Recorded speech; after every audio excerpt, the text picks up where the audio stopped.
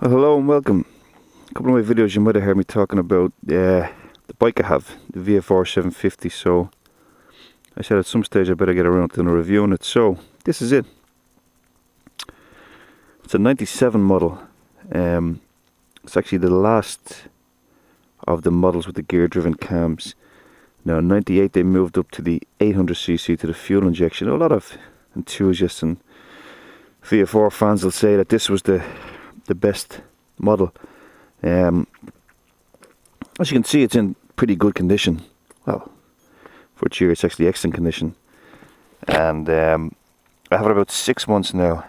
It's kind of was my first big bike, so to say, and so far I have nothing bad at all to say about it, except maybe the brakes, maybe a slightly weak point, but I got about 11,000 miles, so it's just done 12.8 now. I had a problem with the dash, with the light. Now there's a lot of stuff on YouTube about it. If your clock keeps you setting to 1 AM, you know, it could be battery issues, rectifier issues. In mine, it was actually the dash. At the back of these, you have little tracks that supply each of the lights and the clock and stuff. The one for the clock on mine, the permanent side of it, there's 3 tracks. One is from the battery, one is from the ignition, and the one from the battery on mine was corroded. So I took it apart and I replaced that. I just kind of, I'm anal about stuff like that. I need everything working correctly, so I got it going, and I was happy with that. We did the new brake and clutch fluid when I got it, and a new chain and sprockets. The DID, it's good quality, and I got a set of new. The back tire was new, and I got a new front tire. The forks, I've never really seen any of these VFRs, well, where I live, that haven't had some sort of scuffing or pitting on the forks. Discs are okay, the brake pads are okay, but the forks, we did the fork seals. There is a bit of pitting on them, so I think they're going to go at some stage. Again, we'll have to get new forks, but everything else works on it, and a really good bike. Paintwork is perfect. You know, there's a tiny little mark there, and tiny little crease there somewhere. But I mean, even the original exhaust, everything is original on it. So what can I say? Great all-round bike. The fairings actually give you a lot of protection. We get out on the motorway now in a couple of minutes, and I'll let you see what it's like there. But a lovely looking bike. This sea cowl as well came with it. It's not a mark. The sea cowl came with it, and on some of the models, the handles, the grab handles actually fit out here, and this one it doesn't. So it's 2 screws here. You release it off. The grab handles sit in here if you're taking a passenger, and you store this. But when I'm not riding with 2 people, which I very rarely do anyway, I keep it like this. You know, it looks sporty, and it's a classic bike. You know, it's 17 years old now, and you know, I put a bit of money into this with the, you know, got a good service, plugs, new oil, all the fluids were done. The chain and sprockets, just to be safe. 17-year-old chain, I wouldn't really trust, you know. Even though it was in good nick, no. Same with your tires. Your tires get old, just change them. But it's not even faded. Some of them you see kind of have this pink effect. This one is still fresh paint on it. So I mean, what can I say? You know, for a 17-year-old bike, it is great. So yeah, that's the bike. I don't really feel the need to get anything else with this. It kind of covers everything for me. I wanted a bike that you could kind of go anywhere on, and it's well rated for touring. So you know, you can pretty much go anywhere in it. So we'll start it up and see what you think. She's a nice, sweet motor. You know, it does have that kind of lumpy effect if you listen to it, but that's the V4 way. But it's a lot of people go mad for these modified exhausts and everything. I kind of like a bike. It's you know, this is the way Honda made them. Now people have all these mods about you know, the bars and the suspension and everything else. If you ask me, I like to keep the bike the way it left the factory.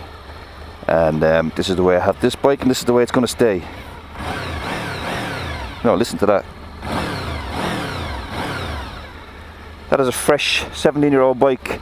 So anyway, we'll go for a bit of a spin. I'll get it out in the motorway. We'll drive along here and I'll get it out in the motorway so you can have a listen. It's pretty good on all roads. But on the motorway, I had a CBF 500 before this, which I mentioned before, and I found that was a little bit lacking out on the motorway, whereas the VFR 750, you know, you have plenty of power. It's not in the sports bike category, but 100 horsepower to me is all you need. It is a heavy bike. You got to be careful when you're wheeling around in and out of the garage and sheds or wherever you keep the bike. You know, it's the turning circle is not great, and there's no ABS. They're probably the only two little negatives you can give. A 17-year-old bike, I don't know if any bike's had ABS 17 years old, but I had it on the CBF 500 and I liked it. I've already managed to lock the brakes up on this a couple of times, and you know, it's kind of daunting the first time, but you just have to be aware of it, that the brakes are not going to they're not going to blow you away. Now there is you can do an upgrade with the braided hoses. I haven't done it yet. Some people have said it worked for them, some people have said it made no difference. I don't think I'll bother. You get some weird looks with this camera hanging off your chin. But yeah, driving along, there's a little bit of a forward lean on it, but it is comfy.